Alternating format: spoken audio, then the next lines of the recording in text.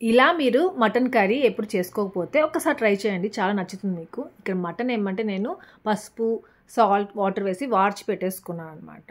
దాని తర్వాత ఇది మసాలాకి కావాల్సినవి. దీంట్లో ఏమంటే గసగసాలు, నువ్వులు, సోంపు, ఇంకా జీలకర్ర, ధనియాలు, మిరియాలు, ఎండుమిరపకాయలు, లవంగము, చెక్క, యాలుక్కాయ అనమాట. ఇంకా ఇది కొబ్బరి పౌడర్. మీ దగ్గర పచ్చి కొబ్బరి ఉన్నా, ఎండు కొబ్బరి ఉన్నా అది కూడా వేసేసుకోవచ్చు. సో దీన్ని మిక్సీలో వేసుకొని ఇలా గ్రైండ్ చేసి పెట్టేసుకున్నాను. ఇంకా ఇదేమంటే ఆనియన్ టొమాటో పేస్ట్, పచ్చిమిర్చి కావాలంటే కూడా యాడ్ చేసుకోవచ్చు. ఇదేమంటే మసాలా ప్రిపేర్ చేసుకున్నాం కదా, అది జింజర్ గార్లిక్ పేస్ట్, కొంచెము కర్డ్ తీసుకున్నాను.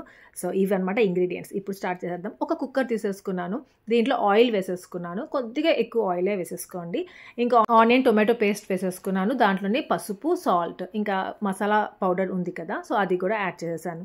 ఇంకా దీంట్లోనే ధనియాల పౌడర్, రెడ్ చిల్లీ పౌడర్, మనకి ఎంత కారం కావాలంటే అంత. సో కొంచెం ఆయిల్ పైకి వచ్చిన తర్వాత కర్డ్ కూడా యాడ్ చేశాను. మళ్ళీ అదంతా మిక్స్ చేసేసిన తర్వాత మనం మటన్ వార్చి పెట్టుకున్నాం కదా, సో ఆ మటన్ కూడా దీంట్లో వేసేసుకున్నాను. ఇంకా దాంట్లో ఉన్న వాటర్ ఉంటుంది కదా, అది కూడా వేసేసుకొని మంచిగా ఇలా మిక్స్ చేసుకోవాలి. కొంతసేపు అలానే ఉడకనిచ్చేసి తర్వాత కుక్కర్ పెట్టేసుకోవాలి.